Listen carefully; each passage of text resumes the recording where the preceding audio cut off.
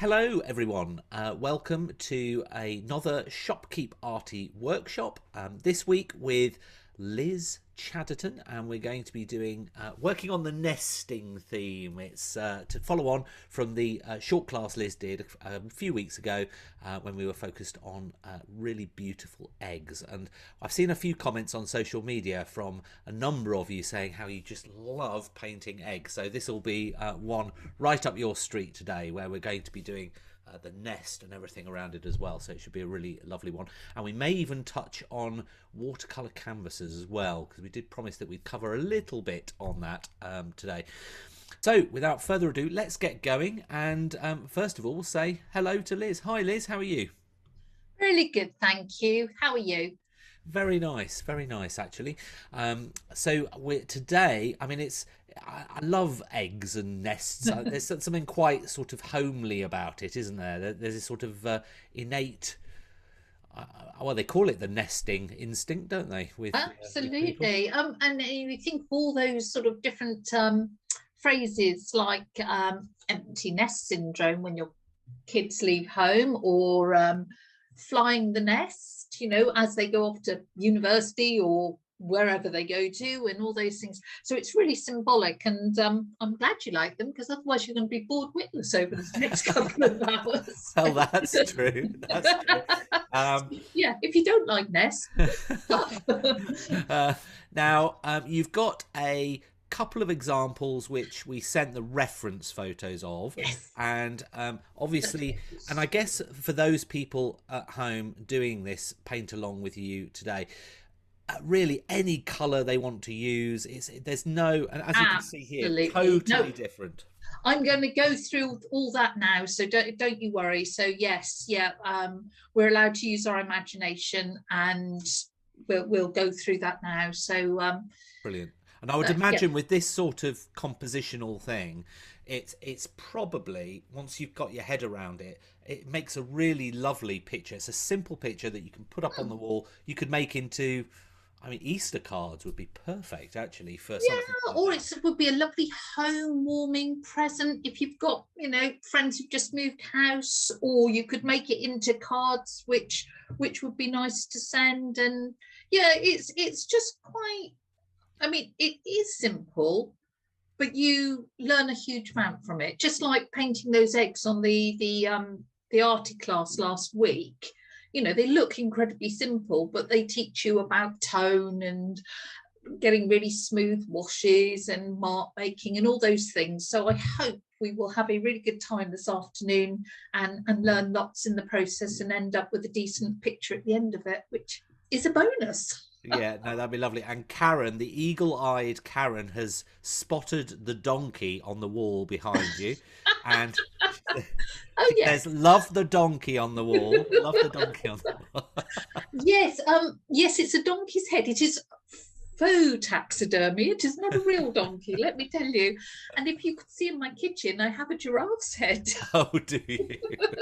I have a friend, if you want to look her up, she's quite active on social media, called Victoria Coleman. And she does the most amazing sculptures and fabric sculptures and things like that. And she went through a phase of making faux taxidermy, which I just found hilarious. So I've got a couple of hers. Or in fact, I've got a fox's head in the hall, but that's made out of like clay. Yeah, love her Brilliant. work. Oh, brilliant, brilliant. Yeah, so please don't be put off, and no donkey was harmed in the making of that sculpture. Well, I'll do a little bit of research, and I'll pop the link to Hmm. Victoria up on the chat for Coleman. you. That's what we use the chat for as we go through a workshop. And if we go off on tangents, I'll put the link, and then you can have a look at that at your leisure afterwards. So, where's the good place to start for today, then, Liz? Here. Right.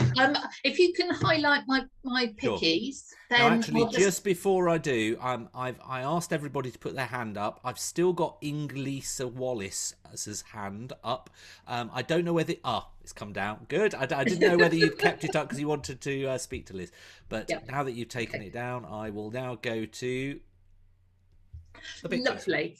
I wanted to just give you an overview of where we're going. So, I say these are actually on canvas. So just so that you can sort of see the edges of them and so forth. But we're working on paper today, so don't panic.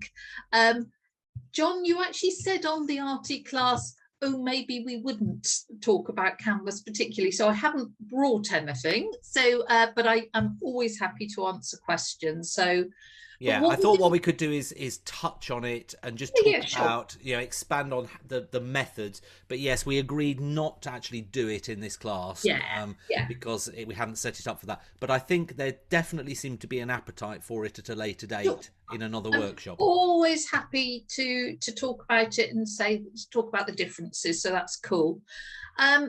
Right, so I'm going to prop these up behind me, but what we're going to do is I'm going to start by just taking you through a thumbnail sketch. Then we're going to look at colours and our palette. The sketching out will be incredibly quick because it's very simple compositionally. We'll then go into the first layer of masking, get that dry, then get colour on, next layer of masking, dry, and we'll work those up. So that is the plan. But okay, I'm just going to move these out of the way. If I prop them behind me, they'll probably fall off in a nasty clatter in a moment. Nope, don't think they'll go. Something like that anyway. Yeah, we don't want any broken eggs. Thank God, no. So, right.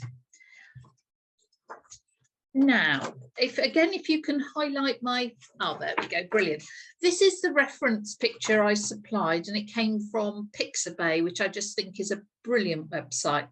And I believe these are North American robin's eggs, which are the most amazing colour. They almost look fake to me. I mean, yeah, but they're not. I believe they're incredible, aren't they? They are gorgeous. But I just wanted to, so let me pop that there. Let's hope they all fit on. And I've got a couple more reference pictures, because I think when you're doing a subject, it's always worth just researching a little rather than seeing something, think, oh, I'm going to paint that. What other nests are there? What other eggs? And looking at just different references so that you can decide what you want to do and where you want to go. So, for example, in this reference, absolutely adore the eggs and the colour of those. Not so keen on the muddy bits in the nest. So because I'm an artist, I'm allowed to. I'm leaving out muddy bits. You're an artist. If you want to put them in, that's great. If we look at this one, it's sort of far more made out of straw. It's far more angular, so that's great. If we look at this one, which does look fake to me, I love the curly whirly bits. So it's far more of that way. That's again far more strawish. We've got different coloured eggs with different coloured markings. So, if I fancy robin's eggs in a curly whirly nest, guess what? I'm allowed to do that. If you fancy, speckledy eggs in a muddy nest, knock yourself out and do it. So the process is going to be exactly the same, but it will be lovely if you make it your own, because then your nest will be different from my nest, which will be different from everyone else's. So do feel very free to change things around. And I would say that with any subject, it's really worth doing a bit of research around what you're doing and just thinking of other possibilities. Karen said, no Fabergé eggs? Well, funnily enough, at Easter time, I made a giant Fabergé egg that's about 1 metre high that is still lurking in my studio and is getting in the way. I made it out of papier-mâché for Easter, and I just don't know what to do with it. I got a huge balloon and made a papier-mâché egg. But so if anyone wants a 1 metre high papier-mâché Fabergé egg, do let me know. Oh, there you go. That's an offer. There you go. Margaret said Spanish moss in curly nest. It grows in deep south near water in trees. Oh, Ooh. There Well, you you see, go. I love the curly marks in this. In Lovely, fact, isn't sorry, it? let me just grab these two back again. Whoops. You can see I went curly whirly on this one a bit, not quite as curly whirly, and this is definitely more straw-like. So I've got examples of both those sort of nests going on. Yeah.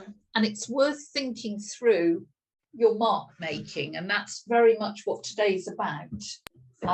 So I'm just getting rid of those Karen again. says, I'd love it if it was chocolate. Well, wouldn't we all, Karen? Yeah. Okay, that's half time. We'll go for half time chocolate. Yes. Yeah. So